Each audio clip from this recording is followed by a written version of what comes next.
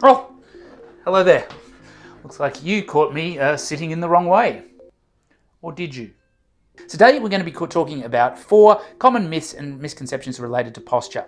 Does it cause pain? Can we change it? If not, do we even care? And is there an ideal way to set up a desk? Make sure you stay right to the end of the clip, because in order to hear the 4th point, you've got to get through the other 3. Let's start by talking about whether posture is actually related to pain, or does it cause pain. There's an assumption that being in a so-called bad posture, and by bad posture we're usually referring to sitting in a hunched or slumped position, or standing with an excessive arch in our back, and this is thought to be related to pain. And there are certainly some studies that show a correlation between certain postures and the development or the presence of pain. But for every paper that does show that, there's more papers and now higher quality research showing that correlation doesn't exist. Also, in the studies that do show a correlation, we need to understand that that's just a correlation and it doesn't indicate causation. Those two things are very different. So if someone is sitting with the back rounded in a so-called poor posture, they're likely sitting for long periods of time. They're likely leading a more sedentary lifestyle, and we know that is a risk factor for pain.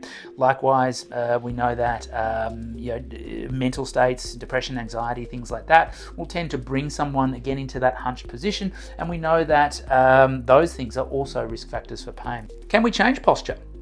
Sure, look, this person just did. We can obviously change the way that we sit or stand voluntarily, and even our relaxed default posture might change depending on our mood or our fatigue levels and other things. However, we can't change the structural alignment of our bodies. The way that our shoulder blades sit on our rib cage, or the curvature of the spine, that's been the way that our bodies have been for a long period of time, and we're not going to change that regardless of what sort of fancy exercises we use.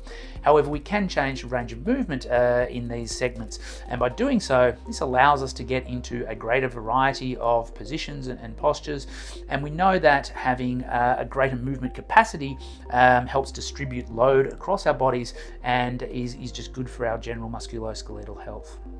So the next one is what I like to call a myth flip. Myth flip!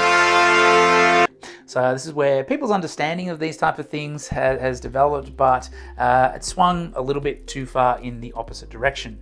So if posture doesn't cause pain and we can't change posture, should we worry about it at all? And the postural type exercise is completely useless. In terms of whether posture is relevant, we might have an incidence where someone is experiencing pain. Let's say they have pain in their neck, and their neck pain is worse when they're in a hunched posture. It's not because the hunched posture caused the neck pain. They may had an acute injury, or they may have done too much of something too quickly, but now they're sensitive to sitting in that position. So for that individual, we might use strategies, different sitting positions and postures to try and take the load off that sensitized tissue and allow their pain to decrease. As I said before, it's also important just to vary up our posture as much as possible.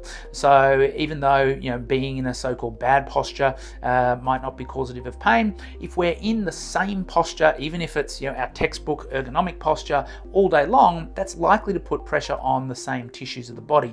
And so we want to vary that up so that we're spreading the load across our tissues, so that we're decreasing the amount of sensitivity and the amount of stress over the course of a working day, and then sort of translating that over the course of our working life, or our lives in general.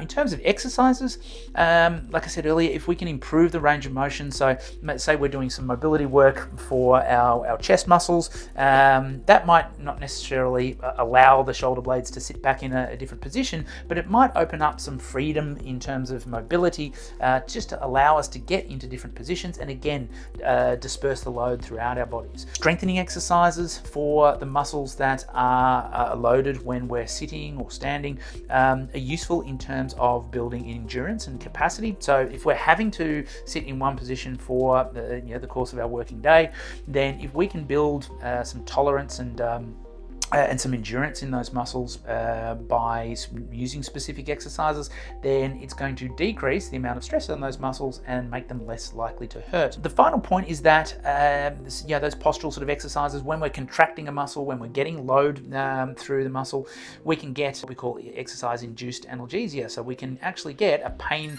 relief response by doing those exercises. Again, it's not because we're changing anything in terms of our posture. It's not because we're getting out of a bad posture. It's just because we're using our muscles, and our muscles like to be used. The final thing we'll talk about is our way that we set up our desk or our working environment. So most of us will work at a computer, or at least do some of our work on the computer. And when we're doing this work, when we're engaging with a device, we want to try to vary the posture as much as possible. So we might have a base posture where we have the monitor at a certain height and the keyboard in a certain position. But where possible, you want to try to move out of that posture as frequently as possible. If you have access to an adjustable desk, then it makes sense to try and adjust the height of the desk so that you're going from sitting to standing throughout the day, and therefore changing the position of the back and exposing the spine to some different angles and different loads.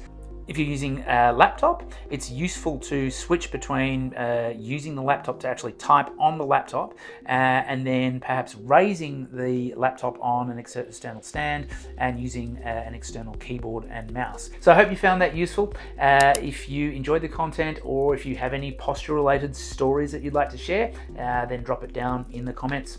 See you next time.